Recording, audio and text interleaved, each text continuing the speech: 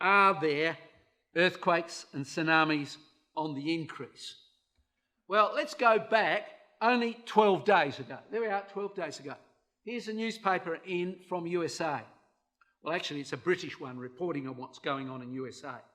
Californian earthquake. San Francisco hit by only a 4.5 earthquake. Threat of a bigger quake is rising. What's going on? Well, they're worried about it triggering a bigger earthquake in the next few days. This is not the big one we talked about before, but they think there's an earthquake coming there in California. Let's have a look at this a little bit more. Here's another newspaper, USA Today. Again, 12 days ago. Is the big one coming? Californian fort capable of an Richter 8 earthquake is moving for the first time. Some cracks are developing around the area, but what they say is, here's the coastline, there's Los Angeles, here's the fault line, there's the San Andreas, but this one over here is beginning to move. It's beginning to crack up. And is a concern because here's the picture of the earth, the key earthquakes in the earth. All right?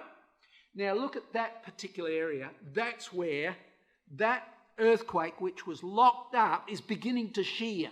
And very often when those shears begin to take place, little tremors take place, a big one follows. We'll pick that up in a minute. So they're worried a big one might come. It may not, but it will come. That's what they think.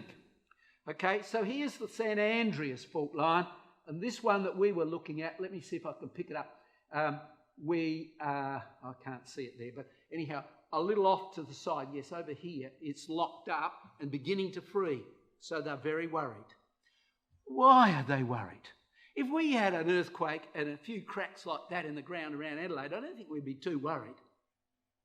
Well, here's why. There's a little bit further north. There's San Francisco today. Look at it. What could happen in California took place a few years ago. Here's what happened to San Francisco. There it was after the earthquake. Have a look at it. That earthquake, 500 city blocks were destroyed. There's a bit of it.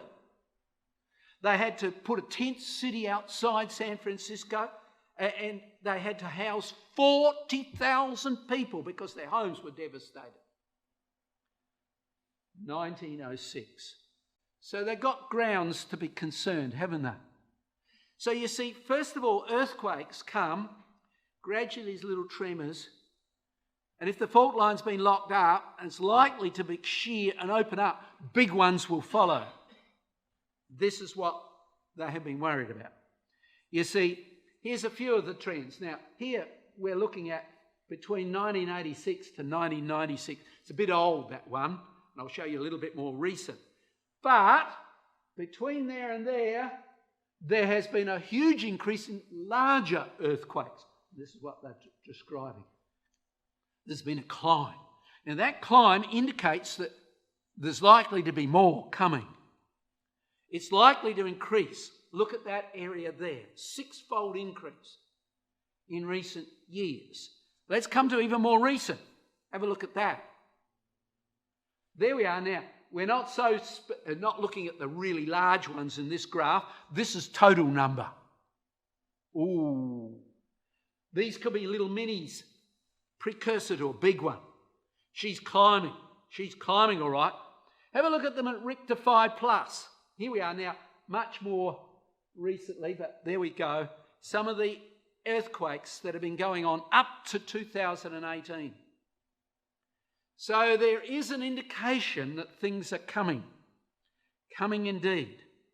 You know, the Bible spoke about an earthquake coming in Luke chapter 21, verse 11, in a precursor to AD 70, and it did.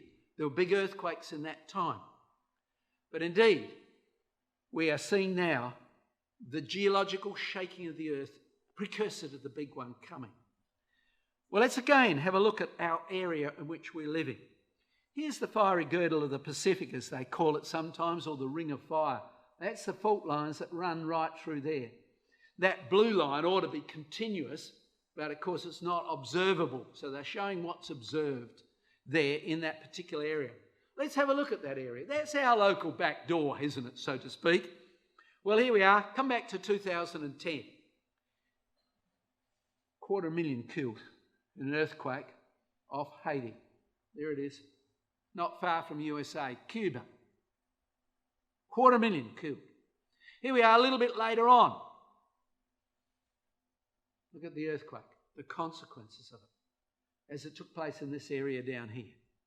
So indeed we can see that the earth is a dangerous place, or it can be, when that sort of thing happens. Well, we've got some relatives over in this area. There's Christchurch. Look at Christchurch, 6.3 hit it. Oh, look at what happened there. Look at this, look at this. And some of those people got hurt. One of the Christadelphians was in a high-rise building. He got sacked about 2 days before, 3 days before. Didn't know why. Very upset. Then the earthquake came. He wasn't in that high-rise building that was badly damaged. All right, so there's a Christchurch. Precursors. Look at it. Or following on earthquakes. Little tremors as the tensions were being released. This isn't the big one. These are ones you can't easily necessarily read unless you've got the appropriate types of equipment. But they were getting them on an average of 20 a day as the tensions were being released. I suspect that Christchurch is probably a whole lot safer place now because the tension's been released out of it. But that's not the case in other parts around the Pacific Ocean. But let's continue with Christchurch for a minute. Here's Christchurch there, right? We're going to look at that little bump there. There's the harbour nearby, Lyttelton. Here we are looking at Lyttelton Harbour. Here's Christchurch across here, just over the brow there. Once that Lyttelton Harbour looked like this, a volcano. And then the lava came up underneath and then ate it apart and it dropped inside and formed the harbour. It's called a caldera eruption. And that's the harbour today. A little while ago, one time, we went out to that island there, which is the middle core of the volcano, had a Sunday school picnic out there. But anyhow, there we go. There's the Lyttelton Harbour. So you come on this side, the slope is gentle. You come this side, it's jaggedy because it collapsed inwards. So we can see the gravity of it. Here's where we used to live, taken from our back door, that photograph there. Okay, have a look.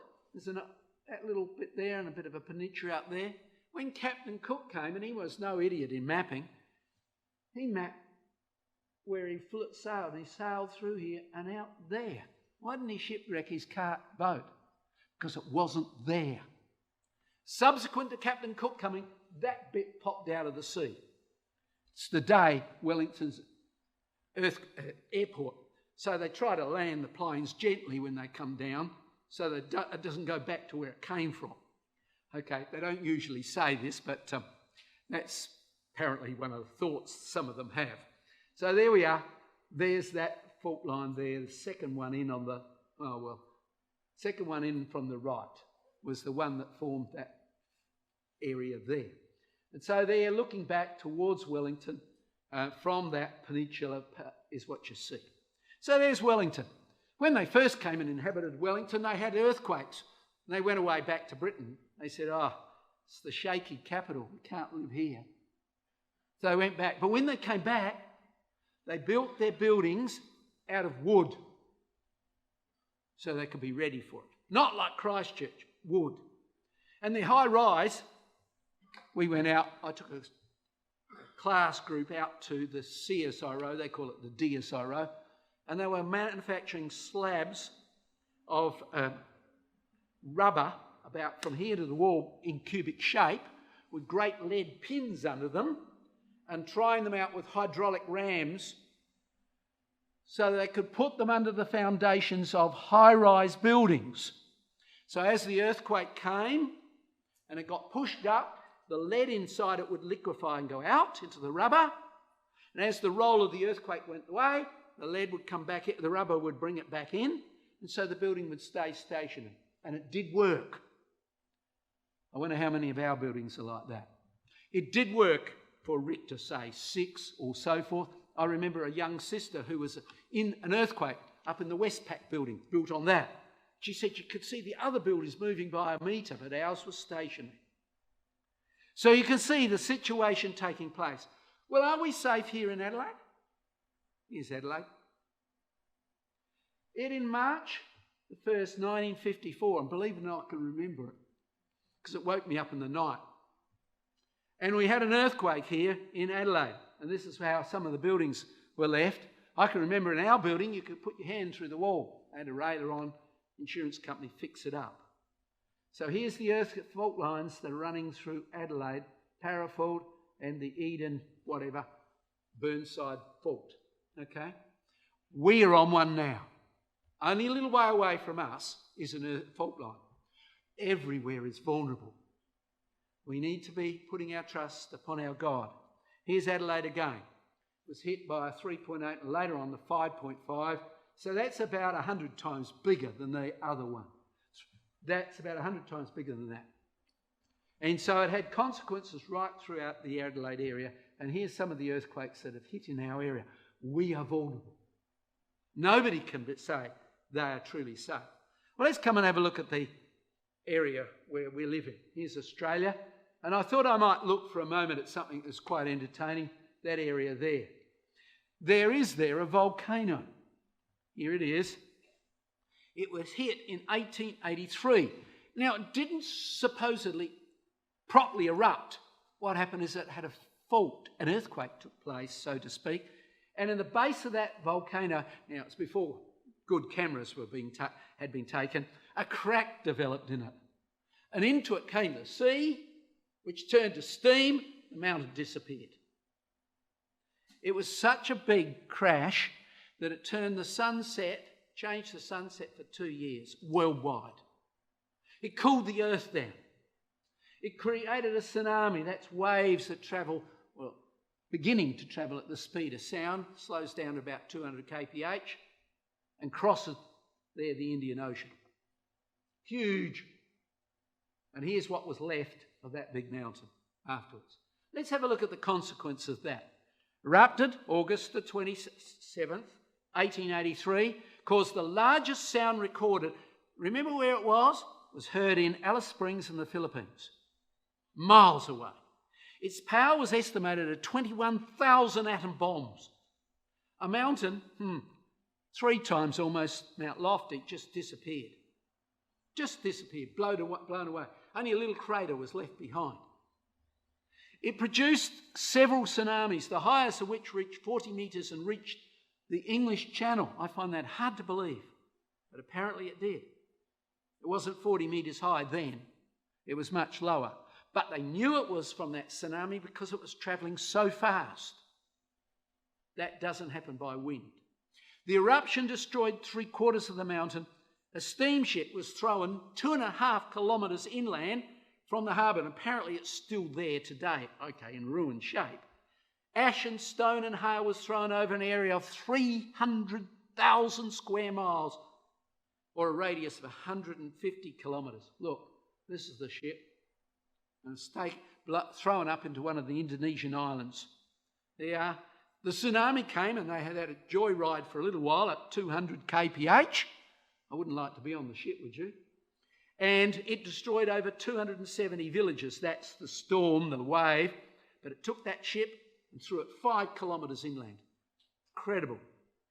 Incredible. Of course, it killed all the crew of 28 aboard. But there is the power of the earthquake. And we are seeing them increasing,